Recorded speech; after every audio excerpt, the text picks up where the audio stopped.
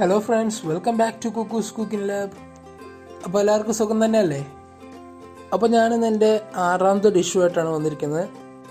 വളരെ കുറച്ച് ഇൻഗ്രീഡിയൻസ് വെച്ച് മാത്രം നമുക്ക് പെട്ടെന്ന് തന്നെ ഉണ്ടാക്കാൻ പറ്റുന്ന ഒരു കുറുക്ക് കാളൻ്റെ റെസിപ്പി ആയിട്ടാണ് ഞാൻ വന്നിരിക്കുന്നത്. അപ്പോൾ ഞാൻ എന്തായാലും പറഞ്ഞു നീട്ടുന്നില്ല, നമുക്ക് നേരെ അതെങ്ങനെ ഉണ്ടാക്കുന്നത് പോയി കാണാം. ഞാനിവിടെ ഒരു നേന്ത്രപ്പഴം എടുത്തിട്ടുണ്ട്. ഇത് അധികം പഴുത്തിട്ടില്ല. നമുക്ക് കുറുക്ക് കാളൻ ഉണ്ടാക്കാനും ആ ടൈപ്പിലുള്ള പഴമാണ് ആവശ്യം.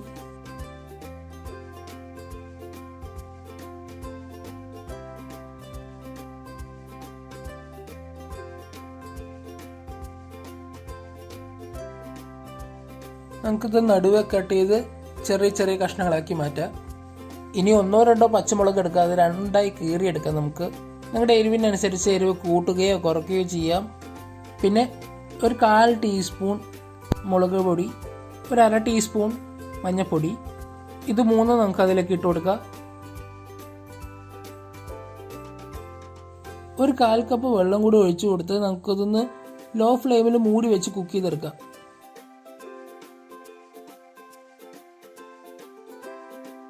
ഇതായിക്കൊണ്ടിരിക്കുന്ന സമയത്ത് നമുക്ക് തേങ്ങ അരച്ചെടുക്കാം. ഞാൻ ഒരു അരമുറി തേങ്ങ എടുത്തിട്ടുണ്ട്. അതിലേക്ക് 1 ടീസ്പൂൺ നല്ല ജീരകം ഇട്ട് കൊടുത്ത് ലേശം വെള്ളം ഒഴിച്ച് നല്ല പേസ്റ്റ് പരുവത്തിൽ നമുക്ക് തേങ്ങ ഒന്ന് അരച്ചെടുക്കാം.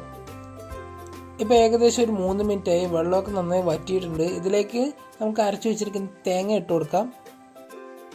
അത് നന്നായിട്ട് നമുക്കൊന്ന് മിക്സ് ചെയ്തെടുക്കാം.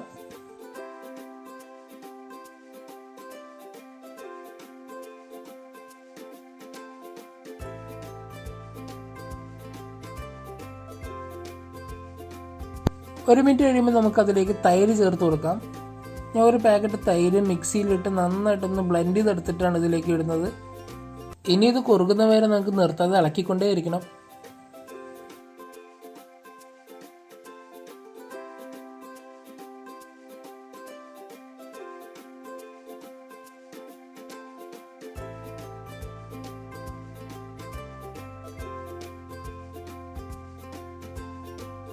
നന്നായി തിളച്ച് വരുന്നുണ്ട്. തൈരിൻ്റെ പുളി അനുസരിച്ച് നമുക്ക് ഉപ്പ് പാകത്തിനായിട്ട് ചേർത്ത് കൊടുക്കാം. ഇത് നന്നായിട്ട് ഇളക്കി കുറുക്കിയെടുക്കുക.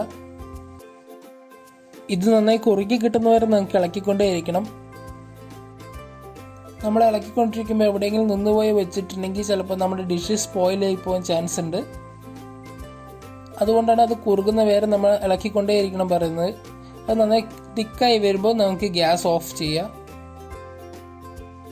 ഇനി 1 ടീസ്പൂൺ കടുക്, 1 ടീസ്പൂൺ ഉലുവ, കുറച്ച് വറ്റൽമുളക്, പിന്നെ കുറച്ച് കറിവേപ്പിലയും കൂടി നമുക്കൊന്ന് താളിച്ച് ഇതിന് മേലേക്ക് ഇട്ട് കൊടുക്കാം. വറ്റൽമുളക് കുറച്ചധികം ഞാൻ എടുക്കുന്നുണ്ട്, ഒരു 5-6 എണ്ണം.